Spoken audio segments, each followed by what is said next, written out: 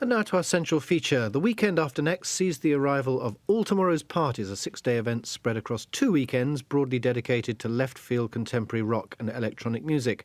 It's held, as usual, in a charmingly scruffy holiday camp at Camber Sands in Kent. And this year the festival's been curated by Shellac, the band led by Steve Albini, a producer who prefers to call himself an engineer, a rock auteur who hates mainstream rock music, and a thoroughly sound choice to select the 50-odd, occasionally very odd acts who'll be visiting Camber Sands later this month. We talked to Steve Albini down the line in his Chicago studio and asked him first how he got embroiled in the planning of All Tomorrow's Parties. Well, Shellac had played the festival in 2000, and we were all instantly taken by what a great idea it was to have a band involved in the selection process, because as a patron, you know that somebody has specifically selected these bands. That is, someone is vouching for them. We took it on ourselves to sort of take full advantage of that, and we came up with bands that we were passionate about. Let's talk about some of the acts you've chosen. I was very interested to see that 2 of the sort of senior players, I suppose, in the British punk scene have cropped up here, The Fall and Wire. Well, The Fall have been an inspiration to us in the band and to music fans around the world for a long time. And there's always been a sort of uncomfortable, critical perspective about The Fall whenever I've been exposed to it in the UK, which is that, they did some interesting stuff a while ago, but they're kind of unruly now, and there's this sort of dismissive attitude toward the personalities surrounding the band. But I'm strongly of the opinion that an unpredictable artist or a band that is likely to surprise you with their behavior and their music is more valuable than one that you can count on to knock it out night after night, basically uneventfully. So the fact that the band is still going in any form, the fact that they keep churning records out, and each of their records is distinctive and surprising, and from all reports, their live appearances have not become any safer or any more mundane. So the opportunity for us to be involved in presenting a show of theirs is a pretty exciting one. Of course, I mean, The Fall and Wire are 2 of the best-known names on the bill. I've got a list, 2 columns long of names. A lot of them I haven't heard of at all. People like The Lonesome Organist, Flower. I mean, how do you know all these bands? Well, all of us in Shellac have been playing in bands and traveling around the world for the better part of 20 years. So we've crossed paths with people all over the world that struck us as distinctive and unique. For example, The Lonesome Organist is a one-man band in the traditional sense of the one-man band. That is, he plays many instruments simultaneously, and his music is chaotic and impressive in execution, not because the music is freakish, but because he doesn't approach the one-man band nature of it as a pure spectacle. He's obviously trying to present music of a certain type, and the easiest way for him to execute it is for him to just do it all himself.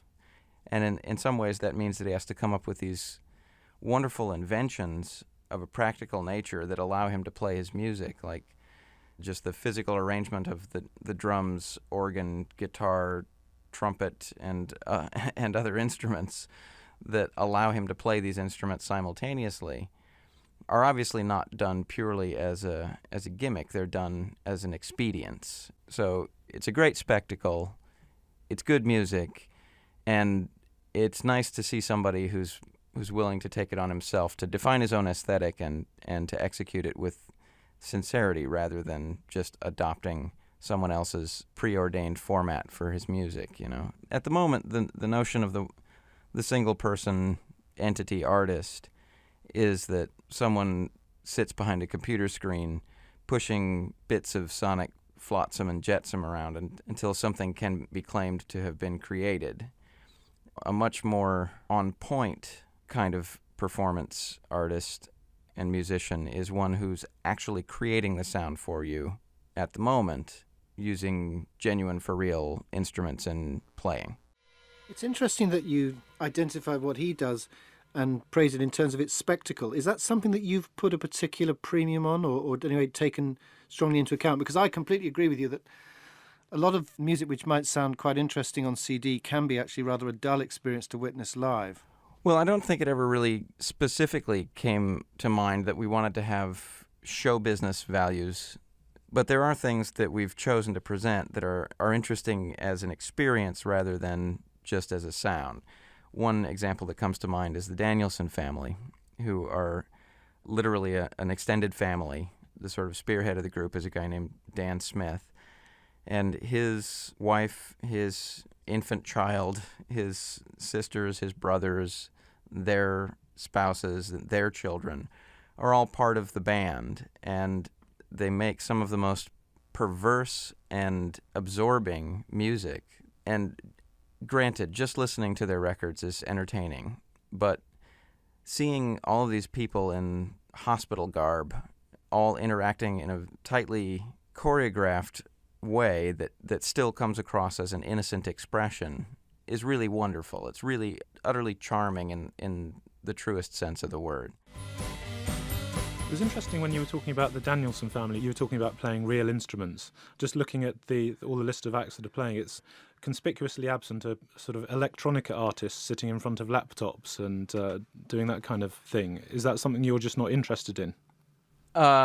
From a personal standpoint, I have to say that I think that most of that music tends to be variations on a theme, and the theme itself tends to be a fairly simple one. So it's hard for me personally to get excited about music like that, although it does happen on occasion.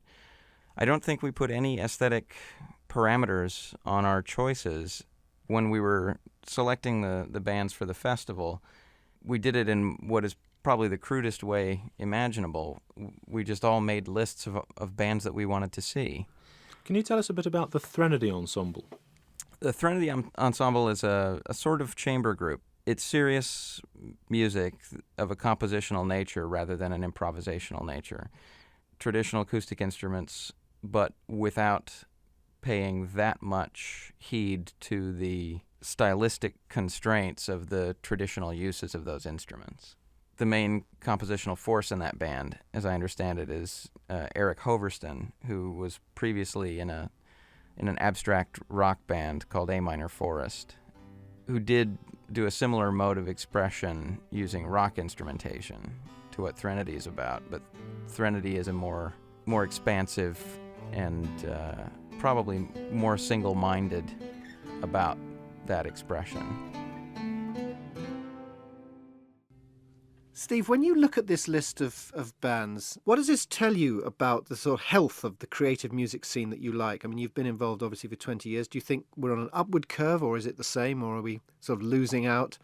To my mind, it's as healthy as it's ever been. You know, there's always been a mainstream music scene, which is by and large a business enterprise. You know, you have people making deals and trying to siphon money out of deals that are being made. Then there has always been an underground, which is separate from that. There are times when the mainstream and the underground have a little bit of cross-pollination, but more often than not, they can be thought of completely distinct from one another. And the underground, because it's self-defining and because it doesn't have as much of an external support network. It doesn't carry such whopping overheads. Yeah, anything that has no burden can move quickly. So the underground tends to explore areas of interest in a sort of a monomaniacal fashion. There tends to be quick development of things because people are really enthusiastic about them. And there also tend to be little pockets of hard-boiled enthusiasm for things that will survive forever, you know. So from an underground perspective, I think the music scene is basically the same as it's always been. There was a period in the 90s when the mainstream music scene started trying to co-opt certain stylistic elements and also certain personalities from the underground in the hopes of inflating them into mainstream significance and thereby sort of exploiting them and incorporating their aesthetics into the mainstream. That little experiment having played itself out in the mainstream has retreated from this kind of music. So the people still doing it are doing it cognizant of the fact that it's not not necessarily a way to make a living. But, like figure skating or fly fishing, it's enjoyable for its own sake, whether or not someone pays you to do it. The ex-orchestra ending our interview with Steve Albini, joint curator with the rest of his band Shellac at this year's All Tomorrow's Parties Festival, which takes place later this month on the last 2 weekends at Camber Sands in Kent.